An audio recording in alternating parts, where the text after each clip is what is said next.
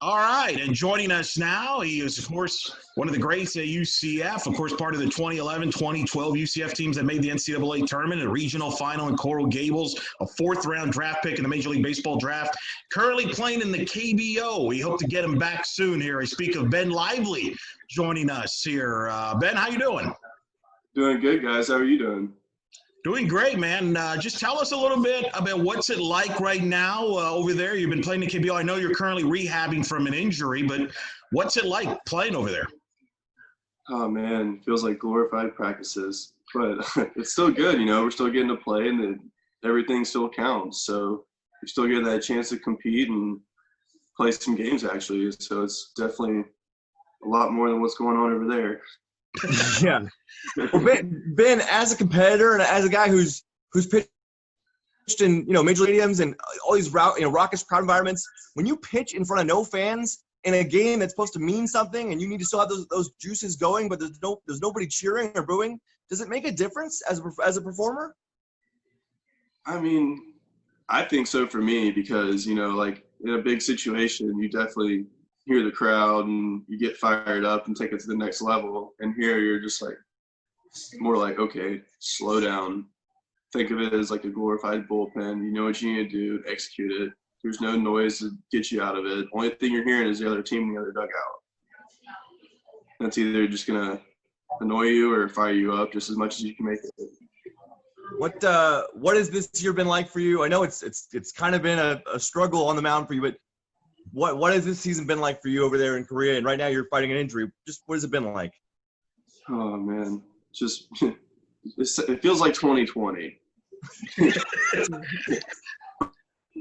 First two games by one run, then my third game I get hit in the hand. I try to stay in the game, they take me out. Then end up getting a loss that game too. And then next game, warm me up before the game, I just felt something in my rib and I was like, oh no. And just got the MRI and I was like, well, this is great. Because 2020 couldn't be any worse.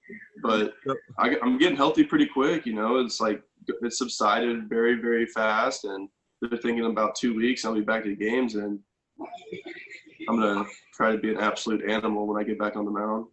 Mm-hmm.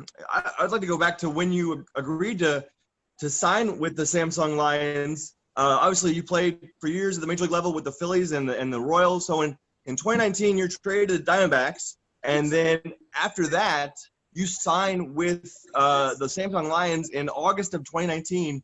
What did you know about the KBO at the time that you signed, and what was the adjustment like when you got there? I mean, when I got Arizona, like there was a lot of talk that they were going to get rid of Greinke and I would have a chance to start. And then when I was with the Royals, I was bullpen starter, just getting played with, and that wasn't fun. But when I got to Arizona, they wanted me to be a starter because they were going to do some deals at the deadline.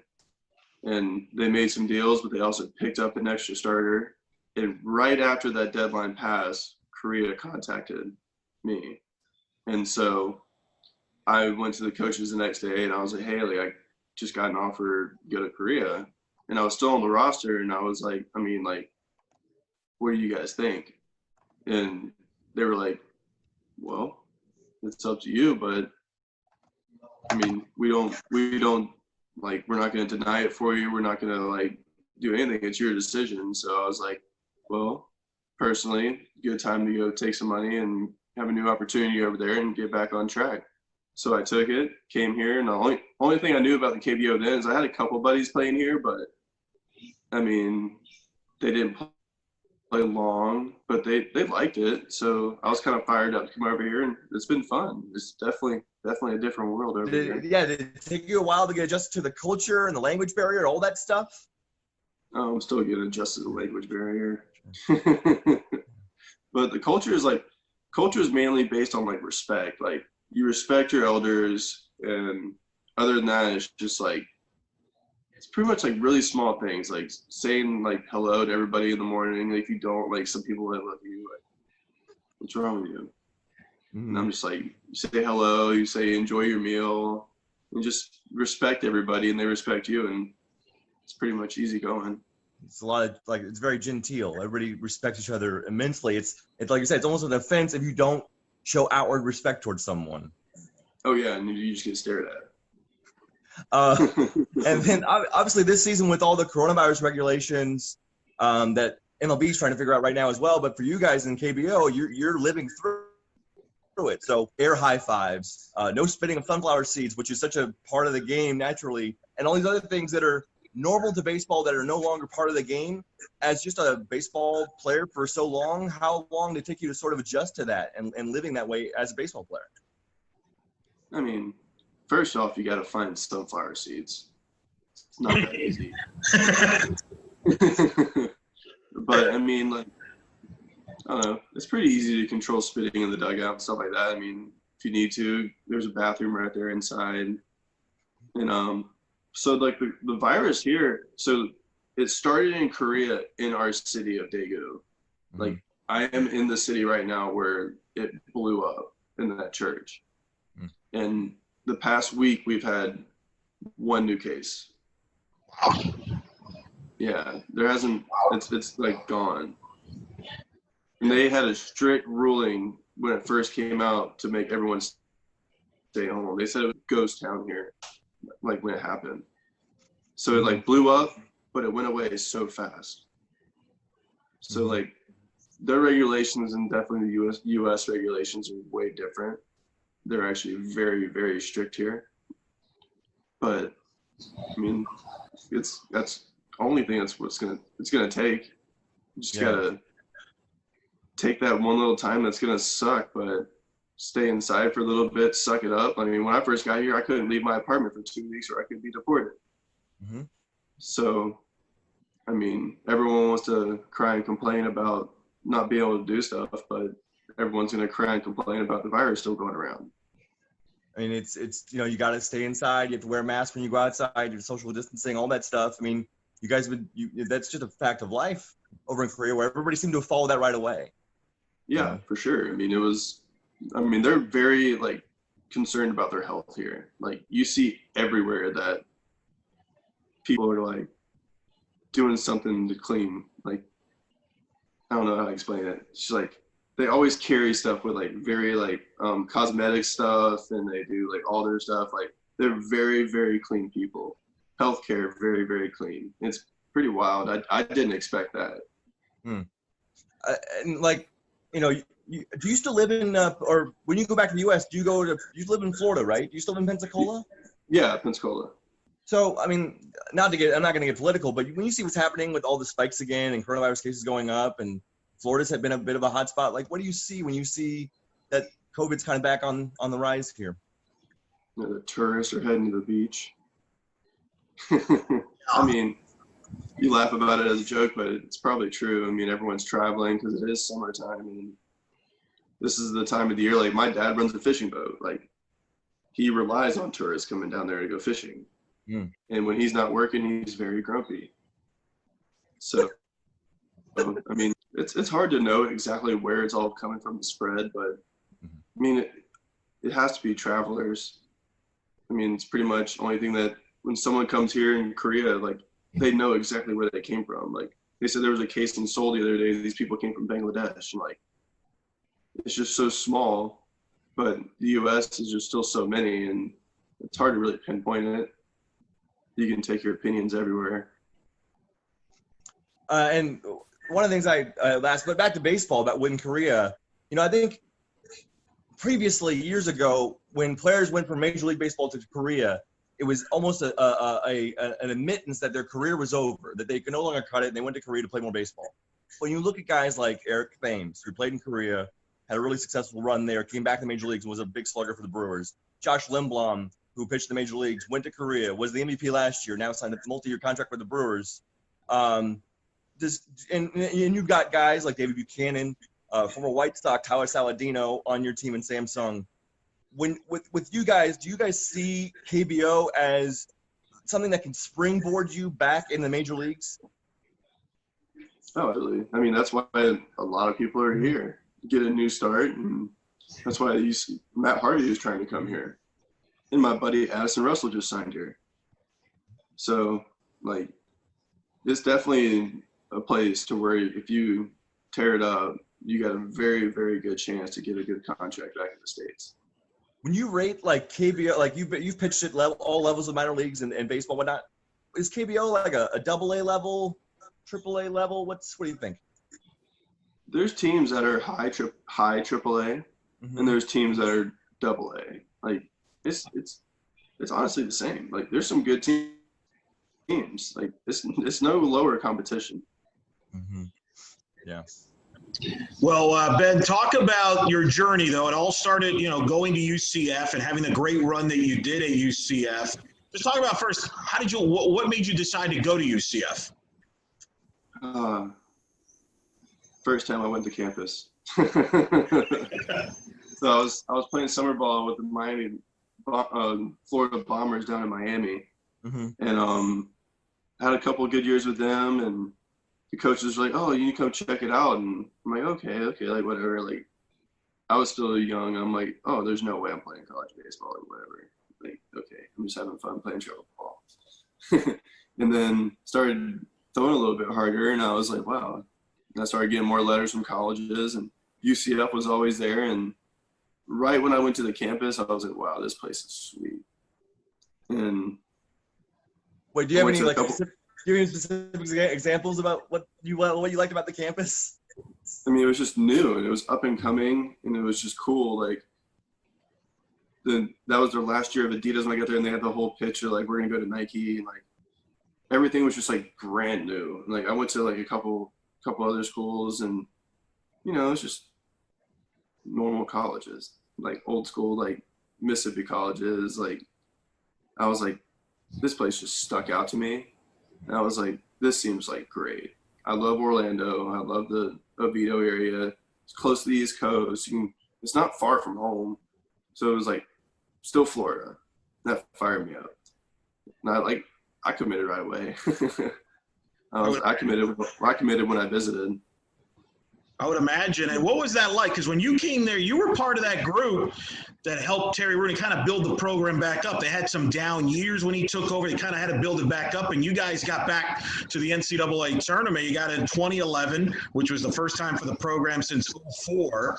You got to go to Tallahassee Regional. Then 2012, you had that great year. I've talked to Ronnie Richardson and Harrison Ukari about it, about that magical year where we were right there against Rice in the final weekend to decide the conference. You go to Coral Gables. Just take me through that journey when you get there and help kind of turn this program around there and have two NCAA appearances during that run. Dude, our team that year, all I can say is we were focused and we were having so much fun. It was like when it came down to baseball, we were locked in. And when we were out of baseball, we always did stuff with each other. Like the team was always together. So it was like you're very accountable when you got to the field to like get what you need to be done. Because the last thing we wanted was Terry Rooney yelling at us and taking us on a 20-mile run. Oh, God. Yeah. So, like, I mean, it just kind of led to one thing to another. Like, it was just, God, everything was just in sync. Like, those 2 years, like, there would be games where someone would be down, you get picked back up, pitcher would struggle, hitters would pick them up. It was just everyone had each other's backs, and it stayed throughout the whole year, and it was incredible. I mean, it was so much fun to witness that and be on a team like that. A talented team. You had Darnell Sweeney at shortstop, who obviously had a cup of coffee with the Phillies, ironically enough. You had obviously guys like Ronnie Richardson, of course, DJ Hicks, a two-time All-American, and then the back end of that bullpen in 20 with Joe Rogers, arguably the best closer in the history of the program, and Roman Madrid, who I've told Murph, in that 1 year he was there in 2012 was huge. That was kind of like the Yankees, Wetland, and Rivera back there with the bullpen, which had to help guys like you out, knowing that you had a bullpen that deep. Oh, when I was pitching there, it was like, get through 5, you're good. But, of course, I wanted to go deeper. But if you got through 5 innings, our bullpen was incredible.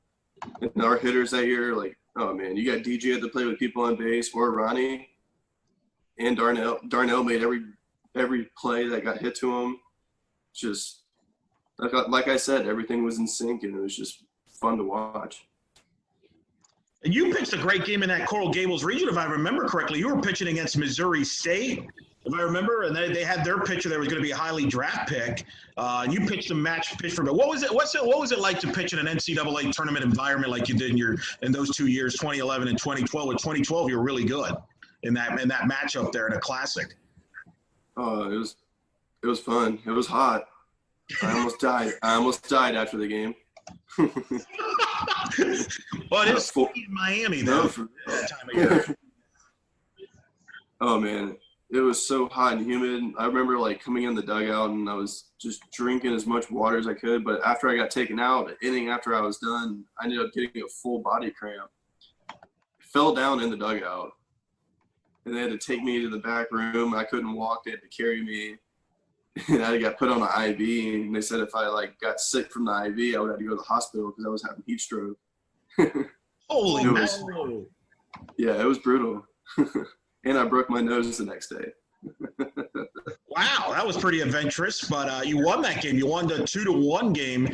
Yeah, that was a game that had the rain delay too, if I remember correctly. I think Joe Ryan got out of a bases loaded jam, if I remember correctly, game, and that was a crazy ball game there. Is that what are your favorite memories from your days there at UCF? Because in 2013 you had your best year, first team All-USA, and you won 9 games or more multiple times. No UCF pitcher had done that since Tim Bascom. It got you to get drafted in the 4th round of the 2013 draft. But what memories or what game stands out for you from your UCF days?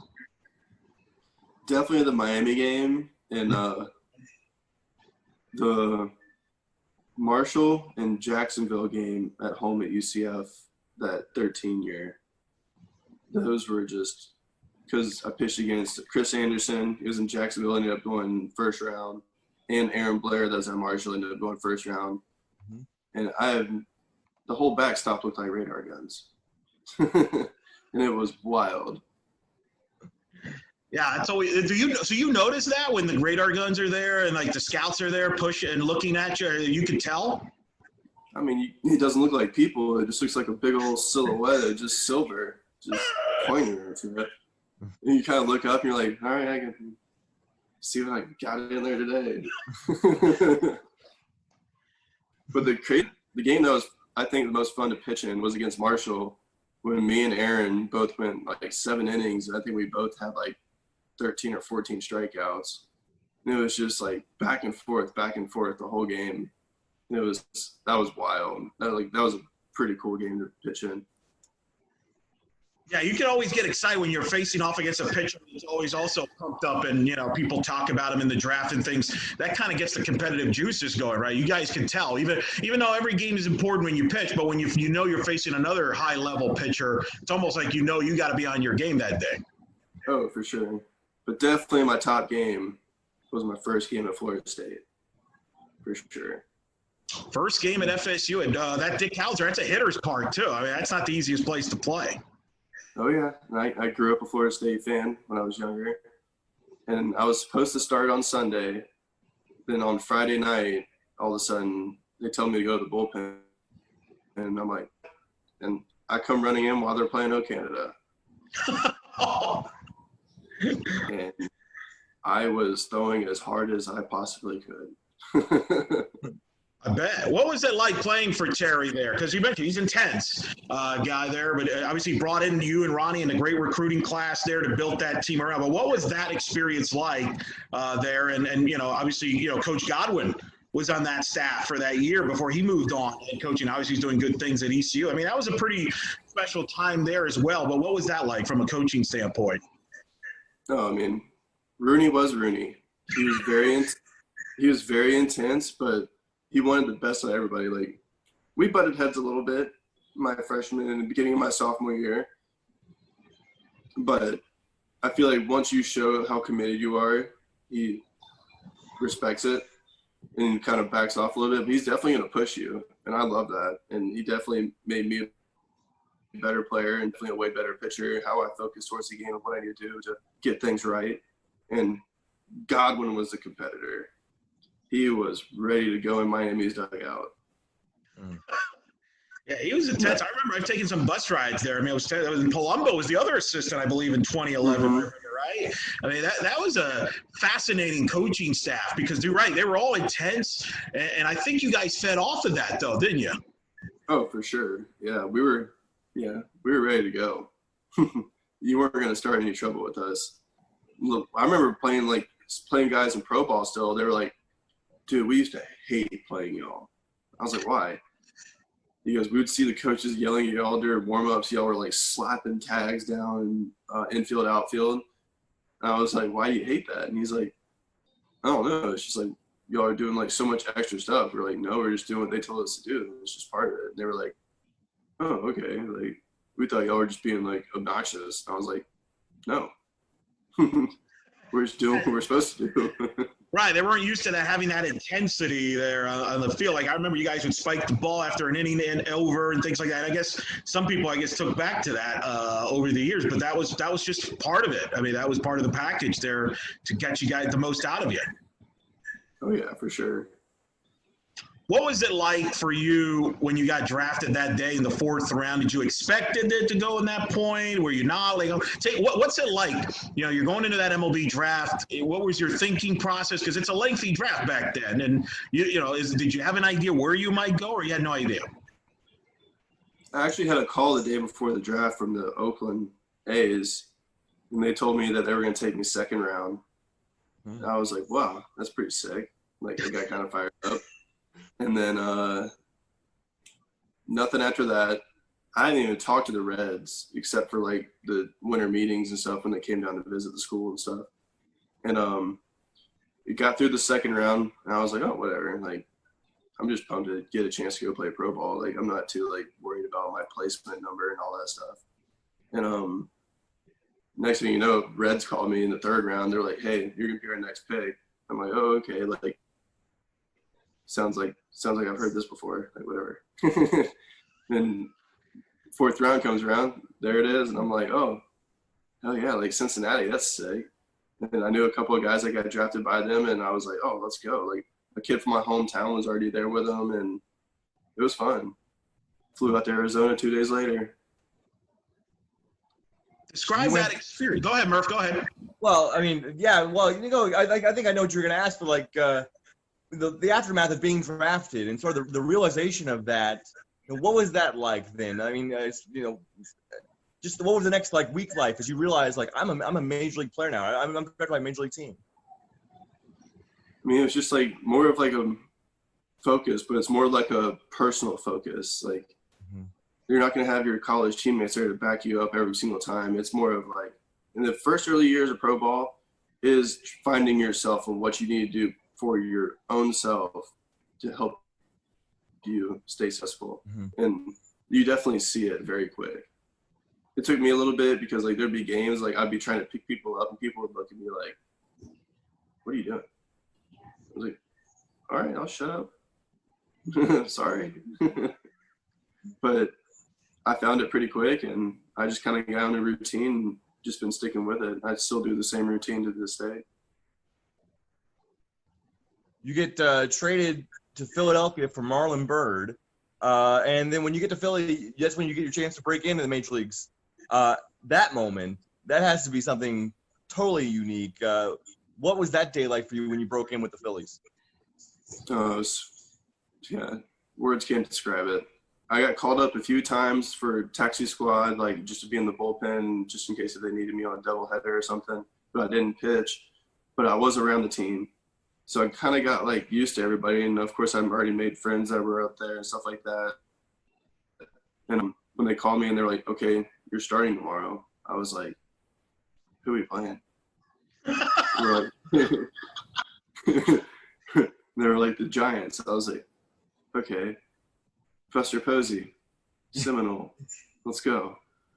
And this was 2017, right? So, I was going to say they're not the reigning world champions, but they were still pretty good at that point. That was a good team. Oh yeah, they're always a pretty solid team. Yeah. And so I get to the field and it's just like everyone leaves you alone. Like, no one was coming, like, even though that was my first start, like, you could see the media in there just, like, staring at me, and I would just, hey. But, like, everyone leaves you alone. It's, like, it's such a surreal feeling. Like, everyone's like, all right, it's your time, let's go. And right when I got on the mound, my first thought was, okay, this first pitch is going right down the middle. Like, I am throwing a strike for my first major league pitch for sure. It was right down the middle. And then I think the most mind-blowing thing to me is, like, I was feeling good. I was throwing strikes. But every time I got 2 strikes, I could not strike anybody out. And I ended up getting 0 strikeouts. Got my first hit before I got my first strikeout. Wow. It's a little different, tougher in the big leagues there, getting that strikeout, the 2-out pitch there. You know, they foul pitches off. Oh, man, they know that strike zone better than me. Like, you see the hitters, like, just ducking their head right there, and they'll shake their head right away, and that ball's 2 inches off, and you're like, dang it. But once I got, like, toward, like, the 7th inning, I was, like, getting pretty comfortable, and I was like, all right, like, it's pretty fun. But then you have those games that that ball stays over the middle of the plate too long, and it happens very, very quick. Yeah. Very quick. Not much room for mistakes. Did you have a moment, or do you remember a moment in which you maybe caught yourself and you know, because when you broke in, it all feels very new. But was there a time when you felt confident that and aware that, you know, I am now a major leaguer? I deserve to. I belong here. I deserve to be here. Was there a moment for you when that really kind of clicked for you? Boston, my 3rd game.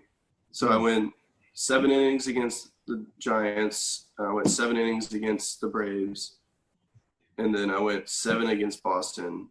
And I'll never forget, in the 7th inning, Pete McCann comes out there. I had Pedroia up to play with 2 strikes.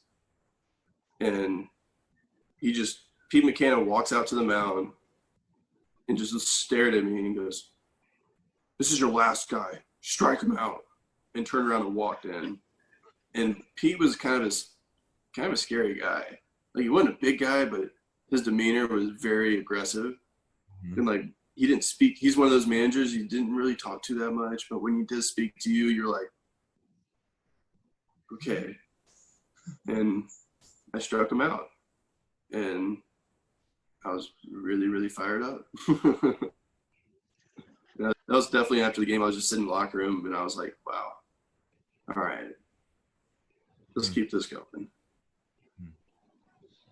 That's pretty amazing. What's the biggest thing you learned from the time there in the major leagues? I know you were always had to be frustrating back and forth, minors in the big leagues throughout there, that you're even using now, pitching in the KBO, and you will use in the future in the rest of your career. I think more is like there's games where you want to set guys up for strikeouts, and there's games that you want to pitch effectively early that you're going to get a bunch of – because a lot of teams have different approaches. Like, there's teams going to have a bunch of swings.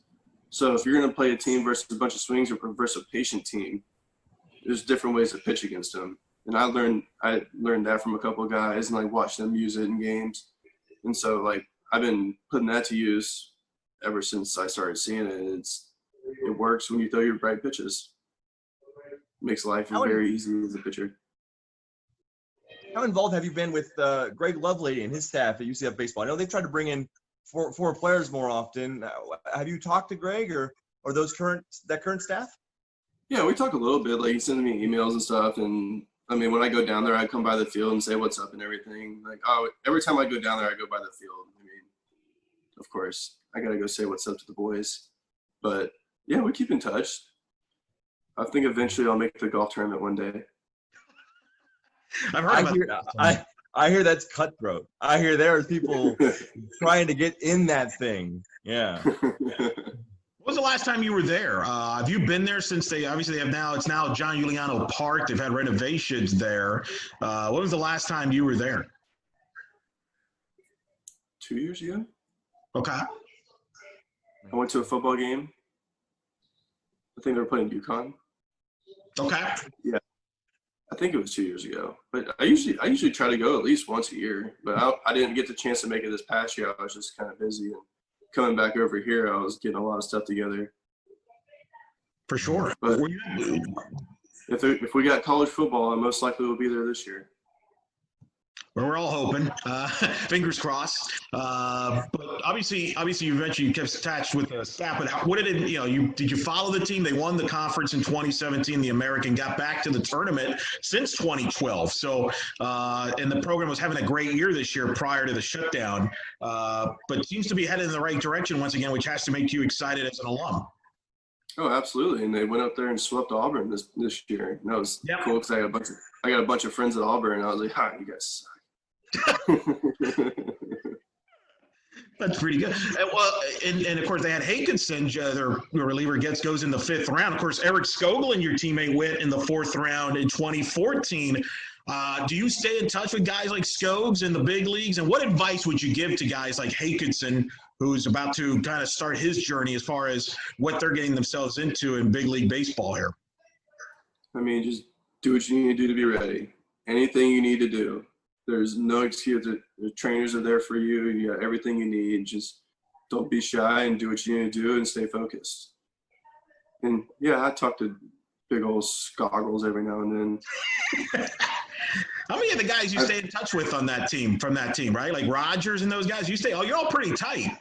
Oh, yeah. Yeah, I talked to them a good bit. I played with Eric with Kansas City. We were on the Royals. That was fun.